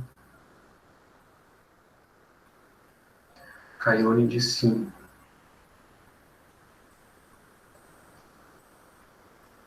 Ricardo diz sim. Anderson diz sim.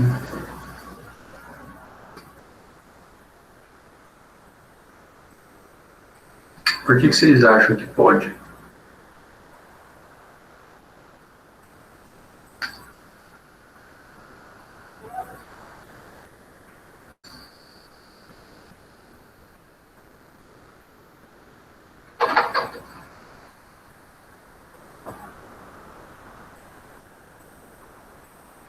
Porque foi um erro administrativo, diz a Caiu.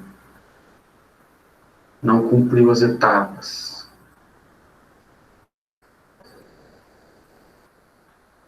Mais alguém?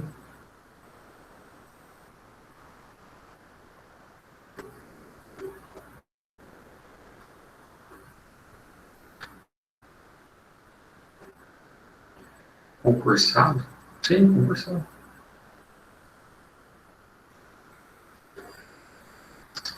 Senhores, vejam, houve uma época, e essa época já é um passado, tá?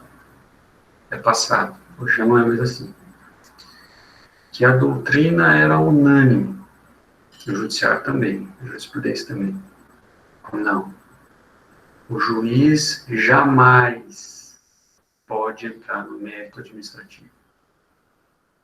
O juiz jamais pode se substituir o administrador para examinar e refazer o mérito administrativo, do ato administrativo, não pode. Analisar a conveniência ou oportunidade da prática de um ato, jamais pode acontecer isso. Se tiver um vício quanto ao sujeito, pode, sem problema, porque ele é vinculado sempre. Só posso fazer aquilo que está na lei. Se tiver um vício quanto à finalidade, o juiz pode sempre olhar. Se tiver um vício quanto à forma, o juiz sempre pode olhar. Sempre. Isso não tem dúvida. Nunca teve. Nunca teve. E hoje também não tem. Sobre esses 3 elementos, sem problema. Porque tudo juízo de legalidade. A administração pública só pode fazer aquilo que está na lei. Então, o servidor público só pode fazer aquilo que é na sua competência, a finalidade sempre tem que ser o interesse público e a forma é aquela prescrita em lei. Esses 3 elementos do ato administrativo, seja ele vinculado ou discricionário, esses 3 elementos eles sempre podem ser questionados em juízo, e o juiz pode adentrar nesses 3 elementos e tornar eles inválidos, se eles foram praticados em contrariedade à lei. Ok? O caso que eu estou trazendo aqui para vocês é o seguinte: é um ato administrativo discricionário. Os elementos de um ato administrativo discricionário que são discricionários é é objeto e motivo. A pergunta é, se o juiz, em uma determinada ação, ele pode analisar mérito administrativo. Ele pode reanalisar objeto, ele pode reanalisar os motivos da administração. Ah, esse motivo está errado. Não pode ser motivo, tem que ser outro motivo. A administração pública abriu uma licitação para comprar monitor para a Receita. Vai comprar monitor 24 polegadas. Aí entra um cara, não, para que 24 polegadas? É caro. É monitor, compra esse de 15, funciona, é igual, vai ler tudo igual. O juiz pode dizer, não, é verdade, ele não vai comprar de 24 polegadas, não, vai comprar de 15. O juiz pode fazer isso? Aí que eu estava falando. Houve uma época, senhores, que mesmo nos elementos objeto e motivos, o juiz não podia ingressar. Ele não podia falar nada a respeito. Porque isso era prerrogativa exclusiva da administração. Isso é mérito administrativo. Quem avalia a conveniência, quem avalia a oportunidade disso é só a administração. E se o juiz, numa determinada ação, modificasse os motivos pelos quais a administração pública deveria agir, não, você não vai comprar monitor de 24, vai comprar de 15, o juiz, ele está ofendendo o princípio da separação dos poderes. Porque quem sabe o que é melhor para o interesse público não é juiz, é o poder executivo, não é o poder judiciário. Vocês entenderam? Entenderam isso? O fundamento pelo qual se proíbe o judiciário de analisar mérito administrativo, de invadir a discricionariedade administrativa, chama-se princípio da separação dos poderes. O judiciário estaria invadindo competência constitucional do Poder Executivo. Isso não pode. Vocês entenderam? Ok, agora vamos dar mais um passo. Final da Segunda Grande Guerra Mundial.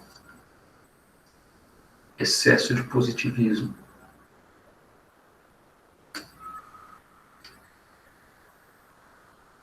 Vem o fenômeno do pós-positivismo. E os princípios jurídicos passam a ter força normativa. Apesar da sua abstração de conteúdo, passam a ter força normativa. Alia-se a isso a constitucionalização dos ramos do direito, em especial no Brasil, do direito administrativo. A Constituição Federal de 1988, ela encarta, cristaliza, no seu artigo 37, princípios que têm que reger a administração pública. Princípios, senhores. Princípios, até um tempo atrás, eram que coisas de conceito abstrato, vago, fluido, que servem para quê? Para dar sentido e dar alcance na interpretação de normas jurídicas, de artigos de lei. Mas na medida em que os princípios são inseridos no texto da lei, eles passam a ter força normativa. E se eles passam a ter força normativa, eles devem ser obedecidos, assim como tem que ser obedecidas qualquer lei. Qual é o reflexo disso dentro do direito administrativo? Se a administração pública, pelo princípio da legalidade, só pode fazer aquilo que está escrito na lei, na medida que os princípios também estão previstos agora na lei, a administração pública também tem que observar os princípios. Então, aquele bloco de legalidade que era utilizado como parâmetro para analisar a atuação da administração, com o pós-positivismo, ele não se limita mais à norma jurídica, à regra jurídica, à lei produzida pelo Congresso, mas também aos princípios que passam a ser cristalizados, passam a ser internalizados dentro destes textos normativos. De modo que hoje, senhores, a gente não fala mais em princípio mais da legalidade. A gente fala em princípio de juridicidade. Porque o agir agora em conformidade com o direito não mais se limita ao agir de acordo com a lei, mas também ao agir de acordo com os princípios jurídicos. E na medida em que os princípios jurídicos acabam regulando a mais ou a menos a discricionariedade administrativa, isso também amplia o campo de exame judicial dentro da discricionariedade administrativa. É por isso que atualmente, senhores, nós vemos uma enxurrada de ações judiciais no campo de controle de políticas públicas. Coisas que são do Poder Executivo, que é mérito administrativo.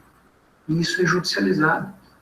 E em razão da ampliação da legalidade, do bloco de legalidade, isso permite também que o judiciário analise mais a discricionalidade, adentre cada vez mais dentro da discricionalidade administrativa. Veja, senhores, foi o que aconteceu, né, recentemente, com a nomeação de uma determinada pessoa para um cargo em comissão de ministro da Justiça. Né? Quais são os requisitos para nomear alguém a cargo de ministro da Justiça? É cargo de comissão, tá? Cargo de comissão. Tem idade mínima? Precisa ser formado em alguma coisa? Não.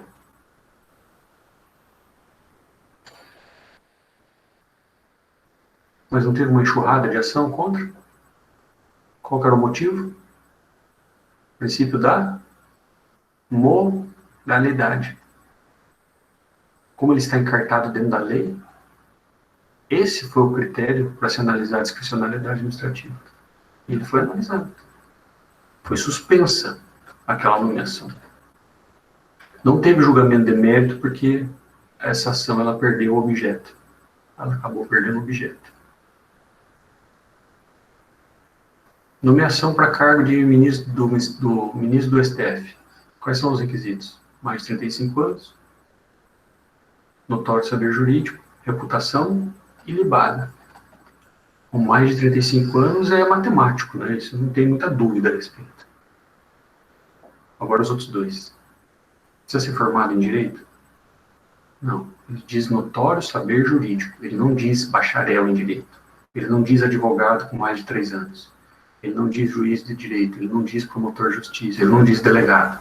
Ele diz notável saber jurídico. Na história do Supremo Tribunal Federal, senhores, nós tivemos um médico que foi ministro do STF.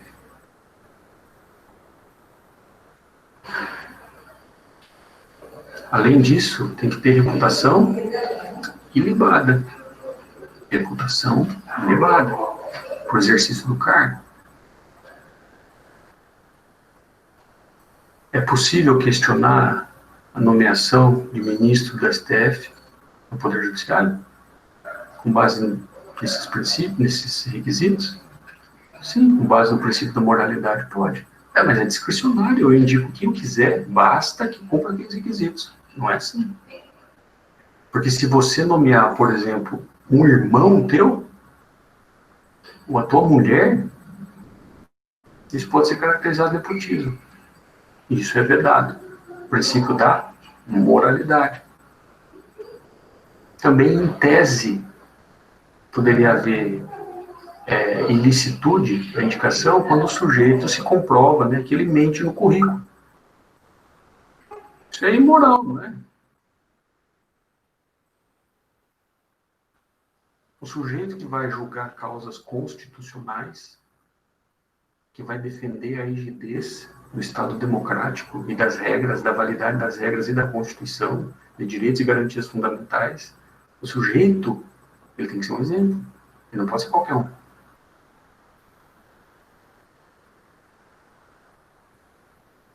É passível de controle pelo Poder Judiciário a nomeação para cargos desse naipe? Sem dúvida. Sob a ótica da legalidade? Sem dúvida. Mas você vai adentrar na discricionariedade administrativa. Hoje não se fala mais em princípio da legalidade. Hoje se fala em princípio da juridicidade. Vocês entenderam, crianças?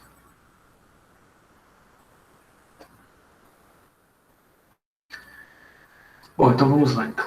Dando continuidade. Vamos falar agora, para terminar nossa aula, da extinção do ato administrativo, né? Bom, o ato administrativo ele é praticado, né? Ele nasce, né? E ele morre. Uma hora que ele morre, né? Existem modalidades de extinção do ato administrativo, né? A primeira modalidade é pelo cumprimento dos seus efeitos, né? Quando ele se esgota em si. Ele foi criado para o quê? Foi criado para X. Fez o X, fez, então morreu, está extinto, né? Quando eles, por exemplo, esgotam o conteúdo, seu conteúdo jurídico, né? Então, por exemplo, o ato administrativo que concede férias para servidor público, né? O servidor público também tem férias, tá? Não é 60 dias, tá? A maioria é 30 dias, normal. É só um outro que tem 60 dias. Então, o ato que concede férias, né, de 30 dias, né? Passou os 30 dias de férias, o funcionário já usufruiu dos 30 dias, aquele ato administrativo está extinto. Não tem mais eficácia, não produz nada, né? Ou quando ele é executado, né? Ele tem um ato a ser executado, né? Por exemplo, um ato administrativo que dá lá o alvará para demolição de uma obra irregular. A prefeitura vai lá, cata o caminhão, lá um trator passa em cima, faz a demolição do prédio. É esgotado o ato administrativo, né, pelo cumprimento dos seus efeitos. Então, essa é a primeira hipótese de extinção do ato administrativo, pelo cumprimento dos seus efeitos.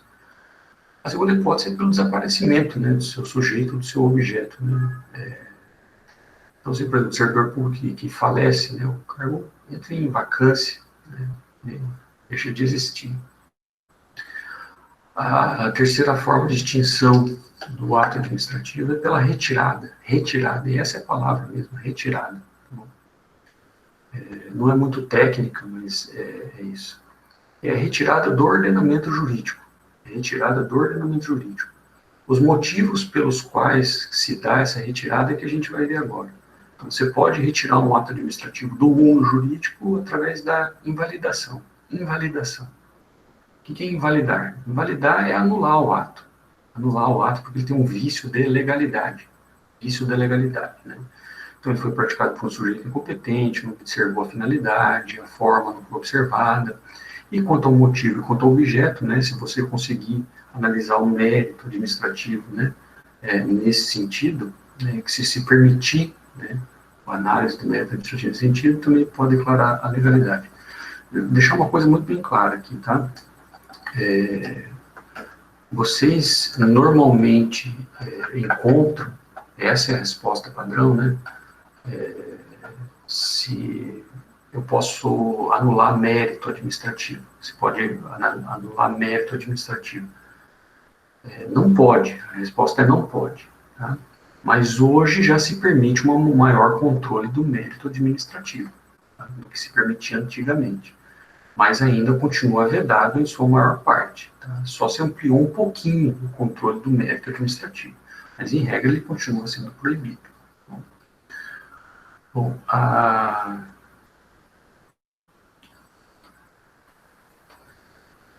Bom, então a invalidação, né? Quando o ato é ilegal, o sujeito é incompetente, a forma não foi observada, né? E os efeitos da invalidação é sempre ex tunc, senhores. Ex tunc. Vou escrever aqui no ex tunc. Ex tunc, né? Invalidação ou anulação. Os efeitos é ex tunc, né? O ato é tornado, ele perde todos os seus efeitos desde o momento em que foi detectada a ilegalidade, né? Então, o sujeito que praticou aí é incompetente. Então, desde a data, né, ele volta lá, essa invalidação aconteceu 3 anos depois, né? Detectou-se isso 3 anos depois. Tudo aquilo que aconteceu nesses 3 anos, ele é retirado do ordenamento jurídico e tem que praticar o ato novamente, mas agora por um servidor público competente. Então, isso é invalidação ou anulação. Eu também posso retirar o ato administrativo do mundo jurídico através da revogação. Aqui o ato é perfeitamente legal, e foi praticado em conformidade com a lei, mas não é mais conveniente ou oportuno que ele continue sendo praticado. O caso clássico é da administração pública que solta um edital para comprar computadores, né, para seus servidores, e a licitação se desenvolve, escolhe quem que é o fornecedor, existe um vencedor da licitação, e o próximo passo é firmar o contrato de compra e venda com ele. Só que momentos antes da celebração desse contrato de compra e venda, aparece um terceiro dizendo o seguinte: olha, eu tenho aqui, estou sabendo que você está querendo comprar computadores, e eu sou aqui dono de uma fábrica tal, né, e eu tenho aqui um excesso de estoque, eu quero doar para você. Esse computador, ele serve? A administração olha, não serve, é realmente isso que eu estava precisando. E nesse ponto, senhores, diante desse novo panorama, né, que se apresenta, né, ou eu compro, gasto dinheiro comprando, ou eu vou receber doação, não vou gastar nada. Né? O que a administração faz? Né? Vou receber por doação, não vou gastar dinheiro público com isso. E aquela licitação que ela fez, ela vai revogar essa licitação. Ela é perfeitamente legal. Se desenvolveu de acordo com a lei, tudo certinho. Só que nesse momento ela não se revela mais oportuna e conveniente a sua manutenção. Então ela vai lá e revoga. Tá? A revogação do ato administrativo, por sua vez, produz efeitos ex nunc. E, pela renúncia também é possível fazer, pela cassação também é possível retirar o ato administrativo, né? Quando o ato administrativo é concedido sob condições, e depois da concessão daquele direito sob condições, a administração continua fiscalizando e verifica que o cara não mais cumpre aquelas condições e vai lá e caça o ato, a autorização, por exemplo, a funcionamento da banca, a autorização do táxi, caça a autorização. Também isso é uma forma de retirada do ato administrativo. Então, uma outra forma, agora depois da retirada, né, a renúncia, né, quando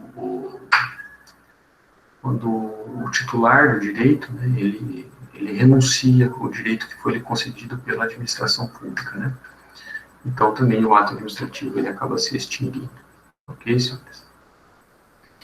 Bom, essa foi a nossa aula de hoje, uma aula um pouco mais densa, né? Se vocês têm alguma dúvida.